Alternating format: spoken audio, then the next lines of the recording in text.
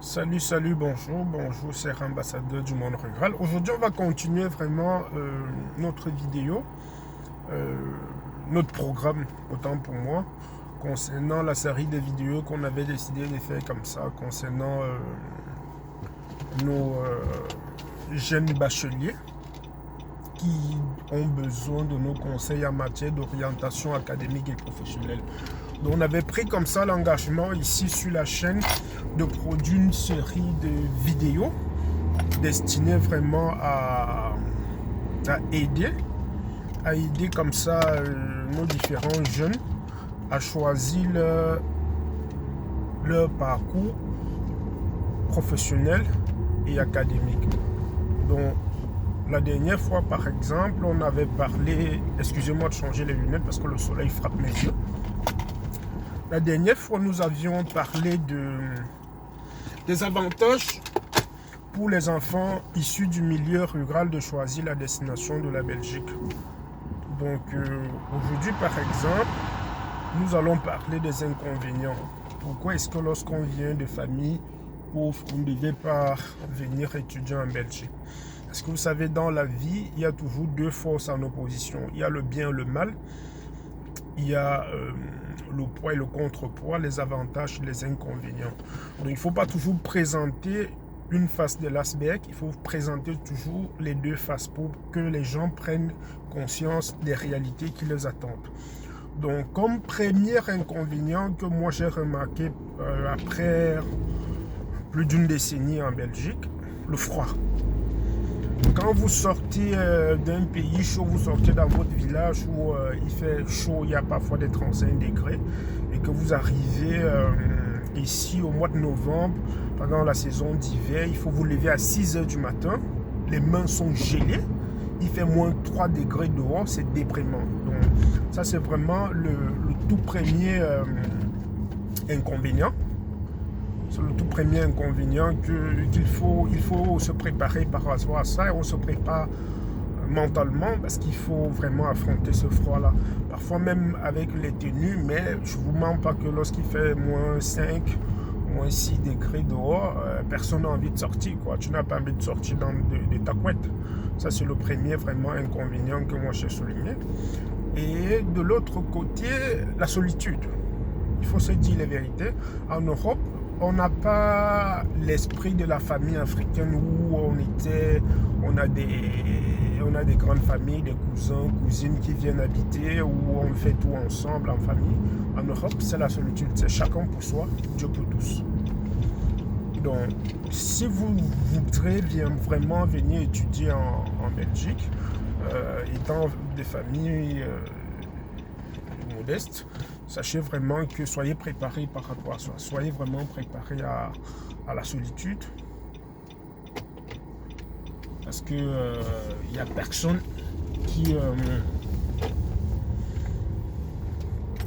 va vous donner un coup de main une fois en Europe. Le blanc, il peut te voir dans la rue, tu es en train de pleurer, il s'en fout de toi.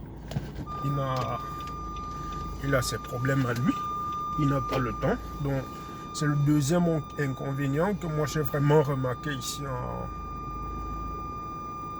en Europe. D'accord? Et donc il faut vraiment être préparé par rapport à ça. Parce que si vous n'êtes pas préparé, très très vite vous allez vraiment disjoncter et ça va très mal se passer. Et vous n'allez pas avoir comme ça la motivation pour attaquer vraiment le dehors chaque jour avec courage et vivacité. Comme troisième inconvénient, c'est l'intégration. Voilà, le parcours d'intégration n'est pas une chose facile. Cette intégration commence d'abord à l'école, parce qu'au début, vous aurez difficile à vous faire entendre. Par exemple, lorsque vous êtes à l'école, le prof explique un théorème, ou bien il est en train d'expliquer un cours dans une amphi à l'université ou en autre école. Au départ, lorsque vous allez poser la question, les Européens, vous allez le faire instinctivement, ils vont vous poser la question, pardon, monsieur, on n'a pas compris, on ne comprend pas votre question, parce qu'on aura difficile à saisir ce que vous dites. Donc, les profs auront parfois tendance à se moquer de vous, aussi des camarades européens. Donc, caucasiens, ils vont se moquer de vous. On va insister à ce que vous articuliez. On va vous dire, pardon, articulier, on ne comprend pas. Et vous pouvez faire l'objet de moqueries, de railleries même, parfois. Oui, il faut vraiment l'admettre. Mais il faut être mentalement fort. Il faut être vraiment mentalement fort pour surmonter ça.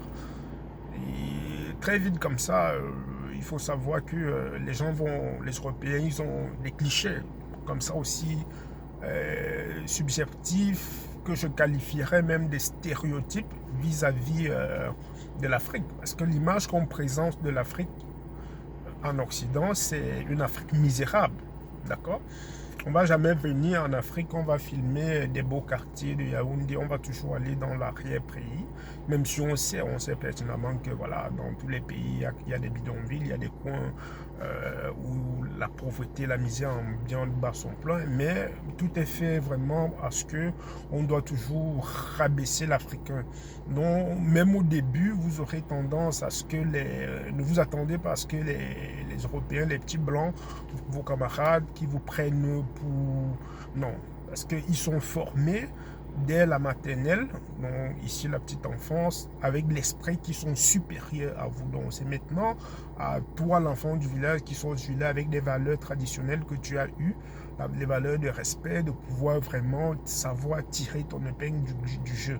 C'est faisable, parce que moi-même je l'ai fait, sortant du village. Donc moi qui vous parle là, c'est des choses que j'ai vécues. Je ne vous parle pas de l'expérience de quelqu'un d'autre, je vous parle des réalités que j'ai vécues. D'accord? Donc, je pense que il faut vraiment être préparé par rapport à ça. Et si vous faites par exemple une formation, par exemple, purement technique, où vous aurez des stages, en stage, ça va être compliqué. Ça, il faut que je vous dise, il faut être préparé. Vous allez parfois tomber sur quelques rares personnes qui sont racistes, qui vont vous juger en fonction de la morphologie de votre épiderme, donc en fonction de votre peau, au lieu de vous juger sur l'aptitude, vos compétences, ce que vous savez. Donc, on va toujours essayer de privilégier, donc de donner des meilleures notes à vos copains européens, contrairement à vous. Donc, ça vous pousse à travailler plus. Moi, c'était ma stratégie. Quand j'étais confronté à ça, les prochains stages, j'essayais de performer, d'améliorer. Parce que je savais que si on t'a donné, toi, en tant que...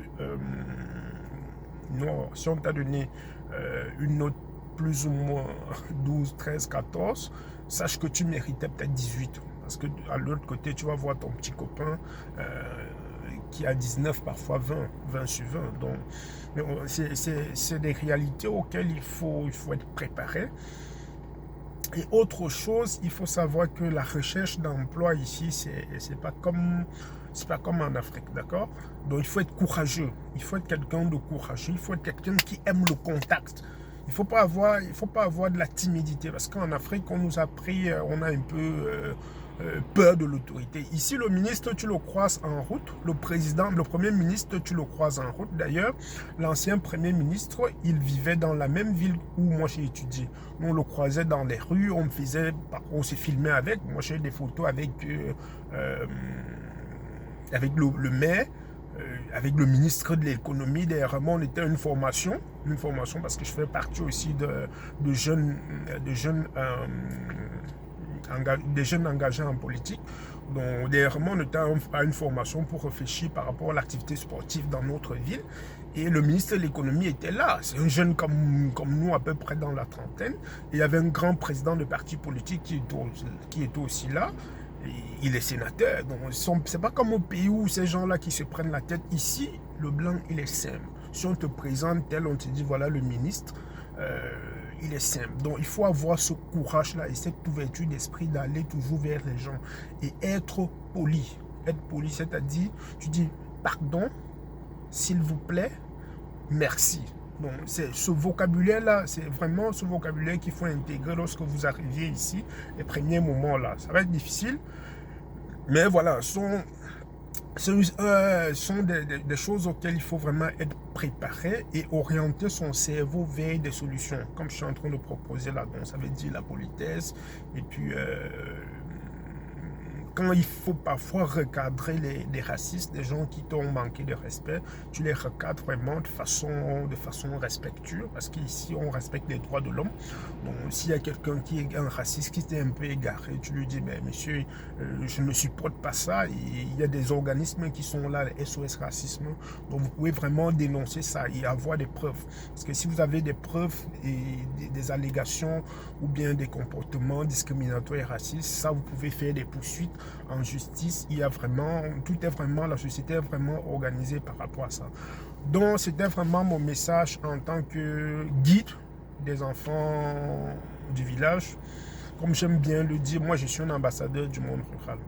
Parce que partir du village et se retrouver en Europe, c'est pas donné, mais c'est possible. C'est possible. C'est pour cette raison que nous, on a créé cette chaîne comme ça pour vous partager vraiment notre expérience et que de plus en plus, qu'il y ait beaucoup d'enfants qui sortent du milieu rural qui se retrouvent aussi ici. Parce que nous aussi, on a droit au bonheur. On a aussi droit à la vie. Tout le monde a droit au bonheur. Tout le monde a droit à la vie. C'est pas parce que tu es issu d'un milieu défavorable, parce que ton père n'avait pas des moyens. La situation de ton papa ne te condamne pas à vivre la vie que tu vis maintenant. Voilà. Donc, tu peux décider à partir de maintenant que je dois changer ma vie et tu te donnes les moyens pour changer. Et tu verras que les circonstances seront favorables à ce que tu réalises tes rêves. Donc, si tu as déjà passé le bac, ça veut dire que tu as déjà fait la moitié du parcours. Donc, abonne-toi vraiment à cette chaîne. On va te partager comme ça un contenu qui pourra vraiment te dire, voilà un repère, voilà quelqu'un qui est parti du village et qui est aussi allé à la conquête du monde. Donc moi aussi, je peux me servir de son exemple. Il peut être une source de motivation pour moi pour que je puisse aussi partir à la conquête du monde. Donc c'était mon message ce matin, cher ambassadeur du monde rural. Donc restez connectés parce que le futur s'annonce très radieux. On va vous partager un contenu de qualité et c'est vraiment une expérience. C'est vraiment une expérience par rapport à tout ce qu'on a vécu. Parce qu'il faut savoir aussi que, comme on a coutume de le dire, la souffrance est une école de sagesse. Lorsque vous avez souffert, vous pouvez décider à un moment donné d'arrêter cette souffrance-là et goûter aussi au bonheur. Parce que le bonheur sourit à tout le monde. Dieu ne nous a pas créés pour naître dans la pauvreté et finir dans la pauvreté. On a le droit de changer sa situation. Et moi, je pense que jusqu'à preuve de contraire, pour un enfant du village qui n'a pas de chance de réussite dans son pays d'origine, si la possibilité se présente pour que tu viennes en Occident, tu viennes en Europe, tu viennes en Belgique, tu partes au Canada, peu importe en Occident, selon la voie légale. Parce que moi, je ne conseille pas vraiment l'immigration clandestine. Moi, je conseille la voie légale. La voie légale, c'est tu prends ton visa, tu prends ton billet d'avion, tu arrives de façon légale, légalement sur le territoire.